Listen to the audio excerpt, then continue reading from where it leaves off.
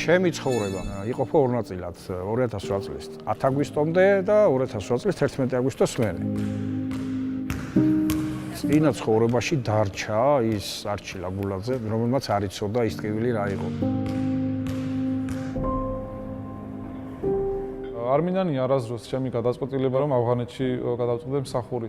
დღესაც იგივე ნაბიჯებს გადავდგამ და არც შევცვლი არაფერს. ბრიგადაში შემოსვლისას შემოგვხვდებათ წინ დაღუპული გმირების მემორიალი. უმრავლესობა ჩემი თანამებრძოლი იყო. მათთვის ომი იქ დამთავრდა. მე გადავრჩი ცოცხალი. ჩემთვის გმირობა არის სამშობლოსადმი სიყვარული. აი ეს არის ჩემი გმირობა. ეს სამხედროები დაჭრილ მებრძოლთა თანადგომის ფონდის ბენეფიციარები არიან. ფონდის, რომელიც 2018 წელს სილქნეტმა დააფუძნა და რომელიც მას შემდეგ დაჭრილ მეომრებსა და მათ ოჯახებს ეხმარება. 2024 წელს ფონდი კიდევ 100 მეომარს დაეხმარა დაუფინანსა გადაუდებელი ოპერაციები საქართველოსა და მის ფარგლებს გარეთ. მედიკამენტებით, სამედიცინო კვლევებითა და რეაბილიტაციის კურსით უზრუნველყო ისინი და სხვადასხვა ფორმით დაეხმარა მათ მეუღლეებსა და არასრულწლოვან შვილებს. 2024 წელს დაჭრილ მებრძოლთა თანადგომის ფონდმა 1,97,000 ლარი მოახმარა მათ, ვინც ქვეყნისთვის თავი გადადო და საქართველოსა და მის ფარგლებს გარეთ ღირსეულად იბრძოლა. ფონდმა მათ თანადგომა გაუწია ჯანმრთელობის, სოციალური ადაპტაციისა და განათლების მიმართულებით. 2024 წელს გამორჩეული იყო ფონდის მთავარი დონორის სილქნეტის შემოწირულობაც. 300,000 ლარის ნაცვლად, რომელსაც კომპანია ფონდში ყოველწლიურად რიცხავს, წელს დონაციამ 791,000 ლარი შეადგინა. 5 თებერვალს ფონდმა საზოგადოებას 2024 წლის საქმიანობის ანგარიში წარუდგინა. ღონისძიებაში ფონდის ბენეფიციარების საჯარო და კერძო პირები, საქართველოში აკრედიტებული დიპლომატები, ელჩები და სამხედრო ატაშეები მონაწილეობდნენ. 2025 წლის დასაწყისიდან დაჭრილ მებრძოლთა თანადგომის ფონდს უკვე შეუერთდნენ პირველი დონორები.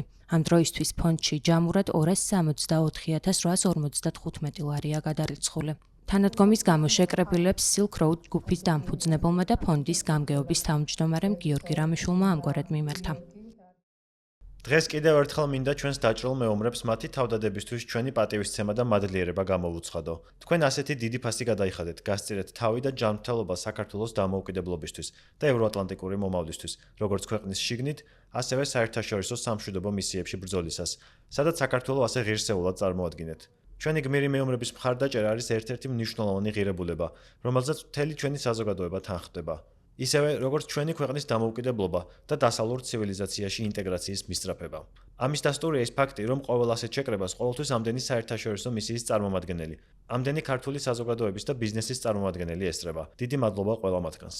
გიორგი რამიშვილის წერილში აღნიშნულია ისიც, რომ ქართულმა ბიზნესმა და კერძო პირებმა 200-დან 300,000-მდე ლარი ჩარიცხეს ფონდის ანგარიშზე, რაც სილქნეტის მიერ ყოველწლიურად გამოყოფილ 300,000 ლარს დაემატება. მან იმედი გამოთქვა, რომ დაჭრილი მებრძოლების დასახმარებლად შემომწირულთა რაოდენობა მომავალში კიდევ უფრო გაიზრდება.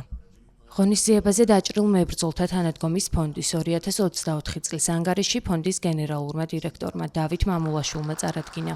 ანგარიშის მიხედვით 2024 წელს ფონდმა შემოწირულობის სახით 1,97,459 ლარი მიიღო. აქედან 929,355 ლარი იურიდიულ პირთა შემოწირულობაა.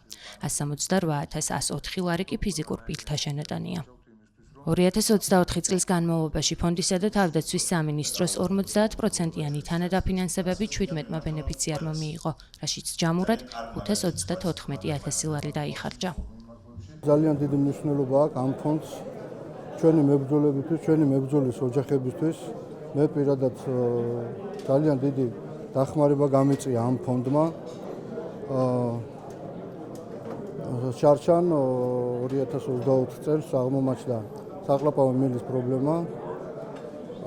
საქართველოში ვერ მოხერხდა ჩემი, ესე რომ ვთქვათ, ოპერაციის ჩატარება და მომიწია თურქეთის რესპუბლიკაში ოპერაციის გაკეთება, სადაც თავდაცვის სამინისტრო, დაჭრილთა დეპარტამენტი და ფონდი გვერდში დამიდგა, როგორც მატერიალურად, ასევე უზრუნველყოფილი ჩემი ჯანმრთელობა დღემდე. მნიშვნელოვანია, რა თქმა უნდა, დაჭრილთა თანადგომის ფონდის განვითარება, იქიდან გამომდინარე, რომ ეხმარება ადამიანებს, დაჭრილ მეომრებს, რომელმაც არაერთი ტრავმა მიიღეს, რა თქმა უნდა, მე პირადად დამეხმარა 2024-ში ქალაქ გერმანიაში, გავიკეთე ხელზე ოპერაცია, როდესაც მოხდა ჩემი რეპორტაჟირება, ასე ვთქვათ, ორი ქვედაკიდური არ ამაქვს და შესაბამისად ელექტროფები ჩანაცვლება და ასე შემდეგ, რა თქმა უნდა, ჩემი რეაბილიტაცია მოხდა გერმანიაში და ამისთვის რა თქმა უნდა დიდი მადლობელი ვარ.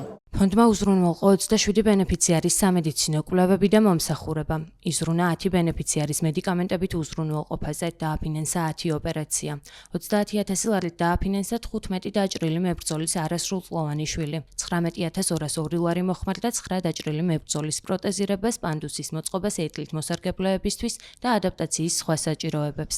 ამასთან ათასობით ლარი გამოიყო სამხედრო მოსამსახურეების განათლებისა და ოჯახების სხვადასხვა სახით მხარდაჭერისთვის.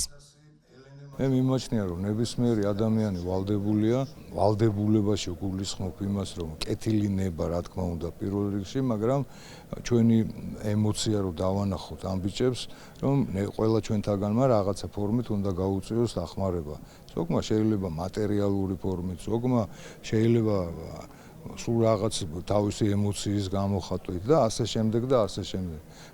ფონდიც ერთ-ერთი აი ამ ბევრი მრავალი თემიდან, რომელიც ბიჭების დახმარებისთვის და გვერდში დგომისთვის არის, ერთ-ერთი ეს ფორმატი არის, რომ ვეხმარებით როგორც დაჭრილ მეომრებს, ისე მათი ოჯახის წევრებს, არასრულწლოვან შვილებს, მეუღლეებს და მე მიმაჩნია, რომ ერთ-ერთი ძალიან კეთილი საქმეა, ძალიან დიდი კეთილი საქმეა, რასაც ერთიანობაში ყველა ვაკეთებ. თავდაცვის სამინისტროც, ვეტერანთა სამსახურიც, ჩვენ სილკნეტიც და ყველა ის ფიზიკური პირი, რომელიც თუ გინდა ერთ ლარს მაინც შემოწირავს ამ ფონდის ანგარიშზე.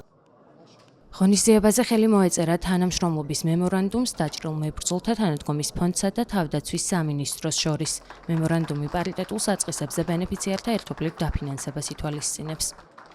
წლების განმავლობაში ჩვენმა ოფიცრებმა, ჩვენმა ჯარისკაცებმა მოიპოვეს ძალიან დიდი პატივისცემა.